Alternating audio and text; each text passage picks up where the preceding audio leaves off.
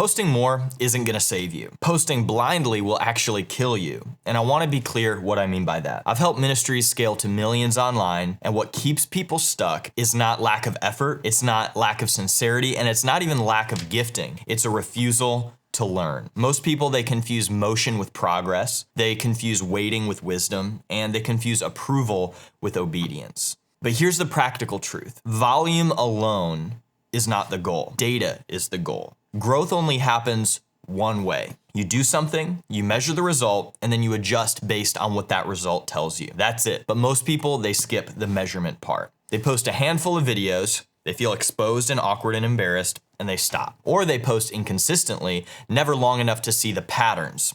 Or they post emotionally instead of strategically. So let me make this painfully practical for you. Post 100 videos, not because 100 is magic, but because it's enough volume to reveal patterns. Then look at the 5 that outperform everything else. Not the ones that you liked the most, not the ones that you worked the hardest on, the ones that people actually responded to. Then make your next 100 like those ones. If you don't have data, then you don't have a strategy. You just have opinions that you're emotionally attached to. Now here's where it starts to get uncomfortable. People are gonna think it's cringe until it works. You start doing something new, you start posting, and now you feel like everybody's watching you. And not even just strangers, but friends and family, and the people who knew you before you decided to try. You start noticing those looks, the silence, the good for you comments that you know they don't mean. You see the views on your story that never turn into likes, and it messes with you because you're building something that you don't have proof for yet. But here's the truth. You're actually not afraid of failing. You're afraid of the perception that people are gonna have of you trying. Oh, who does he think he is? Who does she think she is? And that's why most people don't actually want success. They want the approval that success is gonna bring them. They say they wanna grow, but what they're really waiting for is permission. Permission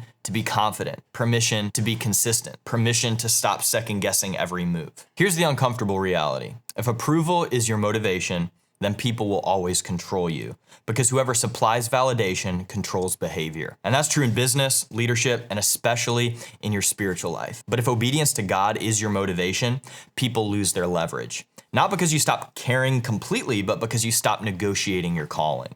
And this is where Christians get tripped up so much of the time. Somewhere along the way, a lot of us picked up this idea that struggle equals faithfulness 100% of the time. So that produces this thought that if something starts to work, you should be suspicious of it. That if momentum actually starts to build, then you owe somebody an apology or you're somehow prideful. But that's not biblical. Provision is not a compromise of faith.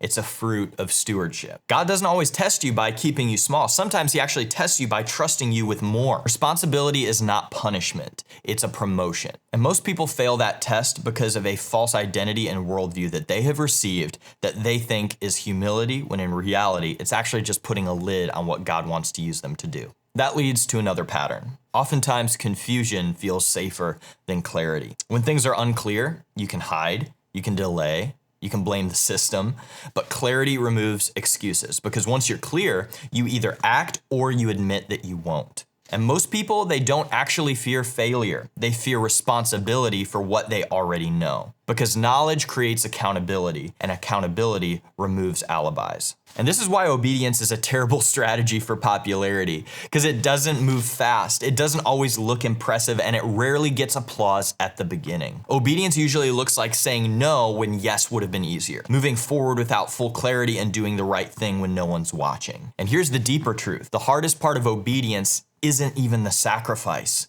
It's the exposure. It's letting familiar versions of you expire in people's minds. It's letting old expectations die. It's letting people realize that you're not who they thought you were. Because stepping in what you're called to usually means outgrowing the version of you that felt safe. And that's also why waiting on God can start to feel spiritual when it's actually just playing it safe. At first, waiting, it sounds really wise. You tell yourself and other people that you're being patient and discerning, but over time, you're realizing that you're not waiting for direction. You're waiting to feel less exposed. You're waiting for the cost to go down, and newsflash, it rarely ever does. God isn't gonna ask you to move when it feels safe. He's gonna ask you to move when faith is the only thing holding you up. One main reason that obedience feels scary is because it actually closes doors. As long as you don't move, everything stays possible. You can imagine different outcomes and different versions of your life, but the thing is, obedience narrows things down and it forces you to commit and make a real decision. Comfort lives in options. Direction does not. God doesn't lead by keeping every door open. He leads by asking you to walk through one. Let me close with this. There's a specific kind of tired that comes from knowing that you're not doing the thing that you should be doing. Not because you can't, not because you don't know how, but because starting it would change your life. It would change how people see you, and it would change what's expected of you. So you stay where you are, and you feel the tension in the background all the time. But that tension, it's not random. It shows up when something important has not yet been decided or committed to. God doesn't call you forward to punish you. He calls you forward because staying where you are will always cost you more. What helped you most from this video? Let me know in the comments. Hit that subscribe button.